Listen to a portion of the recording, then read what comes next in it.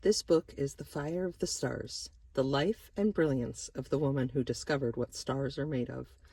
And today I have a special friend helping me read. All the stars.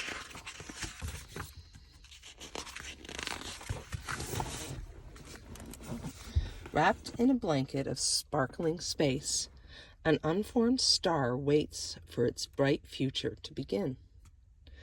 Celia kicks and cries until her mother sets her down, so Celia can feel with her own tiny toes the cold and crackly snow, which isn't soft and warm like she expected. It's the first time Celia learns that things aren't always as they seem. In a cloud of dust and dirt, Celia spends hours watching slimy slugs glide through the garden and making friends with trees and flowers there in the grass. There comes a sudden jolt. Celia realizes all by herself why an orchid has a petal like a bee's belly. To trick the bees, of course. They buzz over to say hello to their pretend friend, then fly off with pollen-stuffed pockets and start new seeds. Celia buzzes too, her body humming with that lightning bolt of discovery. She wants to feel that way forever. Yet the fields and flowers, so full of inspiration for Celia, are not enough for her family. Soon, everything shifts and separates. Mother trades the soil and starry country skies for the sooty smokestacks of London, where Celia's brother Humphrey can attend a better school. Celia is forced to say hello to city streets full of strangers and goodbye to the company of trees and bees. The change is crushing. Shrinking and smashing. And Celia's sphere feels smaller and smaller still when she realizes her new school is a black hole with none of her favorite classes. No algebra, no German, no science. Not even any friends for a shy and studious girl like her. Yet deep inside, something glimmers and glows. Celia hides in a secret place, a dusty lab meant for older students, and studies the rows of chemicals ringing the room. Here are the pieces that put the universe together. At home, she makes friends with her family's books on plants and Newton's laws of motion. In her heart, Celia crams every empty space with this kindling light. Science. Slowly, companions join the star to be. Miss Daglish, a science teacher, appears in Celia's orbit, a new friend. She sweeps into school and blows away Celia's loneliness. Together, they take garden walks and talk of leaves and flowers. At Christmas, Miss Daglish gives Celia her very own book on astronomy. Cecelia shines with joy, but Miss Daglish grows so sick she has to leave the school. The light dims, compressed. Loneliness creeps in again, but Miss Daglish writes Cecelia letters telling her to stick to her path, and Cecelia does. She becomes a stellar student and wins a scholarship to study plants at the University of Cambridge.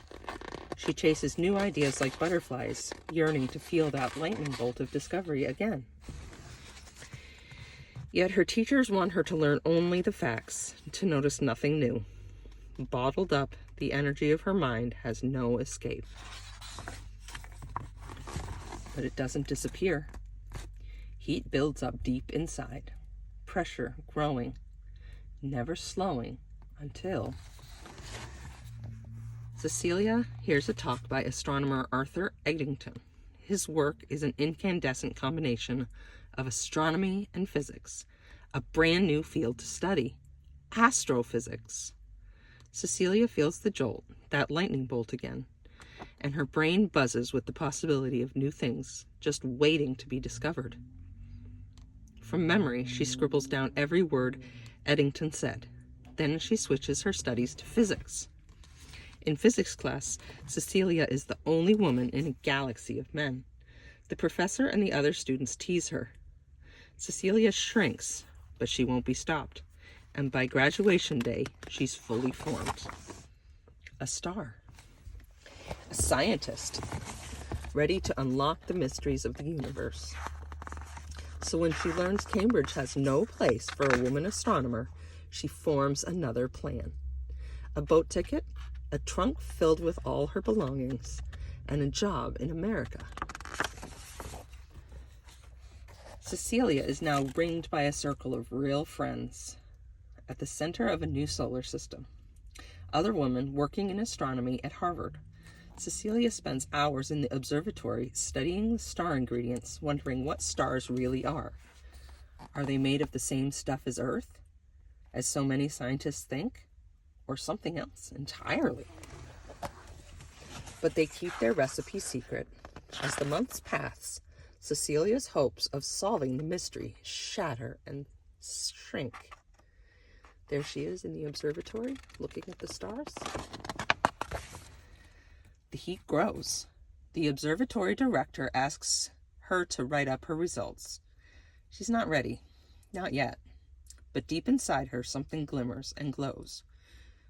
Growing stronger, something new. And then, at last, a new light. Cecelia blazes with that lightning bolt of understanding. Through her careful calculations and hours of observation, the rainbow of starlight share their secrets with Cecelia. They show that stars are mostly hydrogen and helium, not like the rocks and minerals of our spinning planet. It's a stellar discovery, breathtaking. But best of all, it means other questions are rising on the horizon. If this is what stars are made of, how do they form? How do they create such enormous energy? All that sunlight we see every day is energy from a star. Whose will the next discovery be?